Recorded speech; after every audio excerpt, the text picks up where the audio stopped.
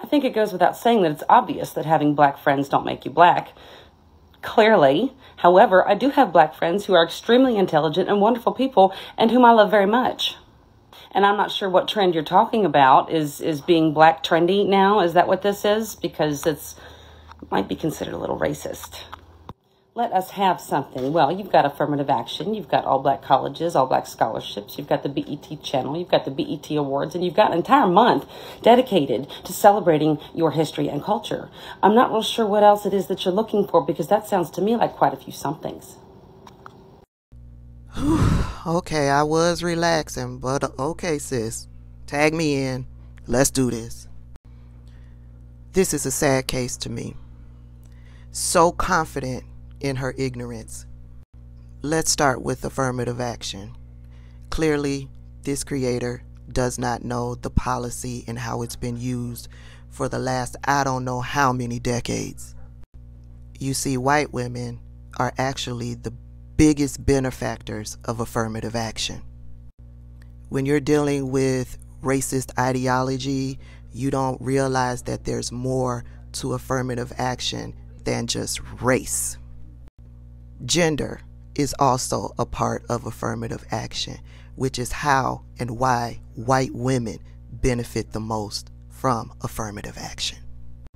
And in actuality, the racist white men who are in control, their grandfathers, their fathers, their husbands, their sons, the racist white politicians that they vote into office, they're okay with white women believing that black people are the biggest benefactors of affirmative action. Why? Because they know how hateful racist white women can be and how hard they will then push to get rid of that legislation. And it's working. The Supreme Court will be reviewing affirmative action. And then just maybe they may be able to get rid of affirmative action, and their white women will be back home barefoot and pregnant. And for those of you who want to expand your knowledge on affirmative action and why white women detest it, here's an article, but there are tons of articles out there on Google. Pick one. The way she brings up HBCUs, she brings it up as if HBCUs were free to black people. Matter of fact, that's how most racist white people talk about HBCUs. Let's be clear. When HBCUs were first incorporated, it was the black community who paid big dollars into getting these HBCUs started. Did you know that HBCUs are praised in the world of education for their diversity and inclusiveness? Yes, it doesn't matter what color you are, doesn't matter what religion you are, it doesn't matter your sexual orientation. HBCUs doors are open to anyone and everyone. Is federal funding provided to HBCUs today? Absolutely. But federal funding is also provided to private white institutions. Are there scholarships out there for black students? Absolutely. There's hundreds of them. When it comes to scholarships for all students, there are thousands upon thousands of them.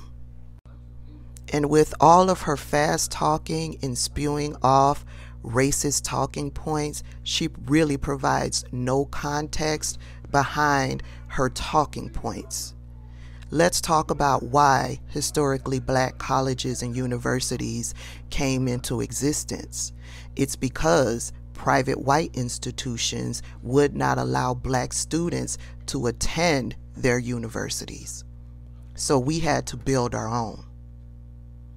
Yeah, here's a source if you need to expand your knowledge on that as well.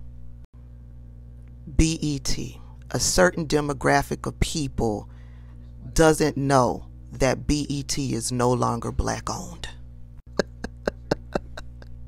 Just because black is in the name doesn't mean it's black owned. Sure, when it first started up, it was owned by a black man, but that hasn't been the case in decades. But again, she provides no context to her talking points. Let's talk about why BET was brought into existence. for the same reason HBCUs were incorporated, because these white media companies were not allowing black people into their spaces. So a black man created a space for black people. Black history. Does anybody see the irony in this? Black history, 1 month, the shortest month out of all of the months. And black history is regulated to 2 people, like my sis said, Martin Luther King, I Have a Dream, and Rosa Parks, who wouldn't give up her seat on the bus. Black history is American history. It should be a part of the curriculum and should be taught throughout the entire school year. I'm sorry that this video was long, but I'm an analyst, so I'm always analyzing things. Even as the words are coming out of my mouth, I am thinking about them. But I wanted to provide education and context and truth to the talking points, the racist talking points that she put out. This is not for her. Clearly, she, in her condescending tone, she does not like black people and black women specifically. Y'all have a good day.